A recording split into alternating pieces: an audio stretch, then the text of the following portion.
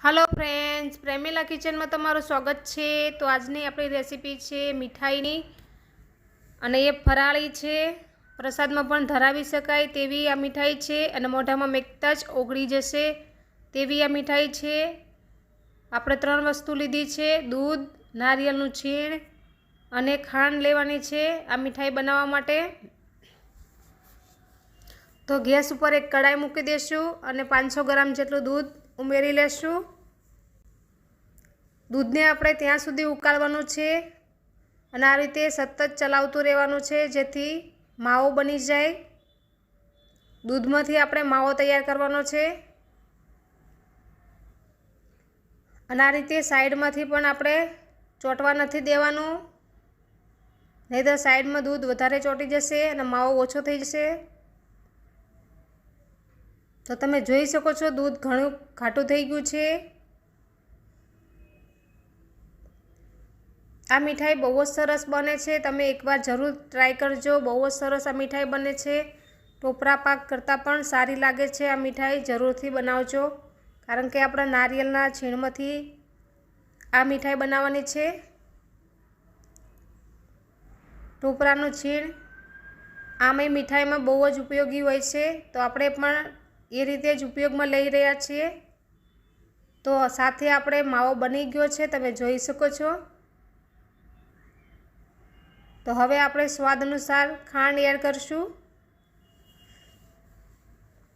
तमारे जेटलुं गळपण जोतुं होय तेटली ज आपणे खांड उमेरवानी छे।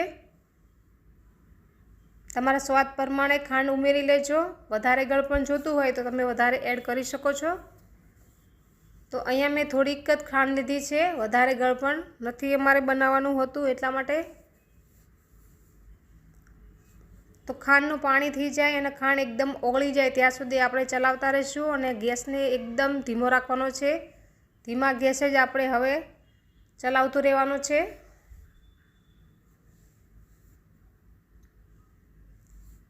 आ मीठाई बहुत सरस बने छे, तमे पण बनावजो अने मने कमेंट करीने जणावजो के तमने आ रेसिपी केवी लागी। सातम आठम पण आवी रही छे त्यारे पण तमे आ मीठाई बनावी शको छो। जो तमने विडियो गमे तो लाइक करजो, शेर करजो, सब्सक्राइब ना कर्युं होय तो पण करी लेजो। तो 1 થી 2 નંગ જેટલી એલચી પાવડર આપણે ઉમેરી લેશું। એલચીનો ફ્લેવર બહુ સરસ આવે છે। કેસર અહીંયા મેં પલાળીને રાખ્યું હતું તો તેનો રસ આપણે ઉમેરી લેશું અને કેસરના ધાગા આપણે અત્યારે ઉમેરવાના નથી। तो खूब ज सरस कलर આવી ગયો છે, તમે જોઈ શકો છો। કેસરનો કલર, કેસર ફ્લેવર, એલચી ફ્લેવર બંને ફ્લેવર આવશે આમાં અને સાથે નારિયેળનો ફ્લેવર પણ આપણે લેવાનો છે આમાં। આ રેસીપી તમે જરૂરથી સાતમ આઠમ પર બનાવી શકો છો, શ્રાવણ મહિનામાં પણ બનાવી શકો છો। અત્યારે પરસોત્તમ મહિનો ચાલી રહ્યો છે તો તમે અત્યારે પણ ફરાળમાં પણ બનાવી શકો છો અને પ્રસાદમાં ધરાવવા પણ આ રેસીપી બનાવી શકો છો।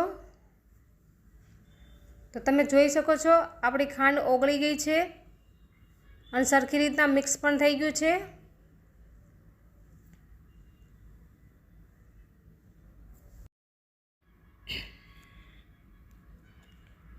तो हवे आपणे टोपरानुं છીણ उमेरी लेशुं।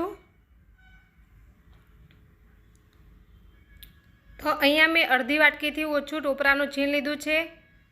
जेटलो आपणो मावो छे तेटला प्रमाणे ज आपणे टोपरानुं છીણ उमेरवानुं छे। तो मावो अने टोपराना છીણને આપણે एकदम मिक्स करी लेवानुं छे। गैसने एकदम स्लो राखवानो छे। तो अहींया मैं गैसने बंद करी दीधो छे अने आपणुं आ मिश्रण तैयार छे।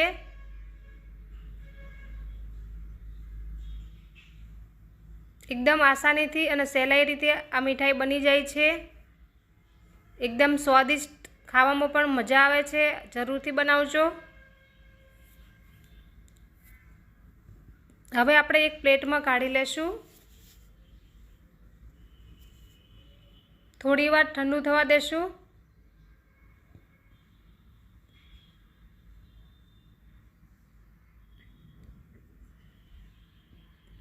વધારે આપણે ઠંડુ નથી થવા દેવાનું, નહીંતર જે આપણી ખાંડ છે એ જામવા માંડશે. તે પહેલાં જ આપણે આની ટિક્કી બનાવી લઈશું. તો આપણું મિશ્રણ થોડું ઠંડુ થઈ ગયું છે, તો આપણે થોડું લઈને તમારી જેટલી સાઇઝ રાખવી હોય એટલી તમે સાઇઝ રાખી શકો છો. તો આ રીતે પહેલાં નાના નાના બોલ્સ બનાવી લઈશું. નાની નાની લાડુડી આ રીતે આપણે બનાવી લેવાની છે. પછી આપણે પેંડાનો શેપ આપી દઈશું.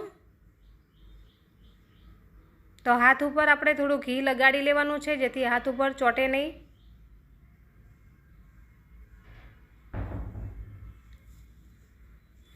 તો આ રીતે તમે પણ બનાવી લેજો.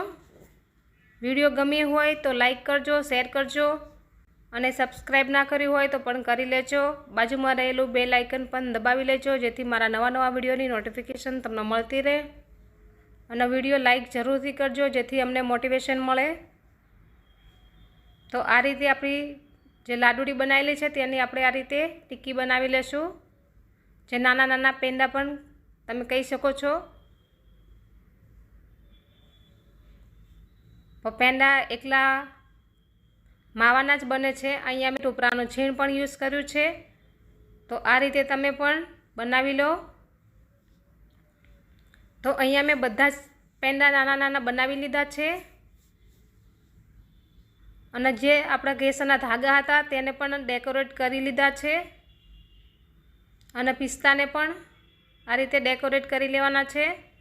તમારી પાસે હોય તો જ યુઝ કરજો, ના હોય તો સ્કીપ પણ કરી શકો છો. તો તમે જોઈ શકો છો આપણા નાના નાના પેંડા બનીને તૈયાર થઈ ગયા છે. તમે બરફી પણ કહી શકો છો.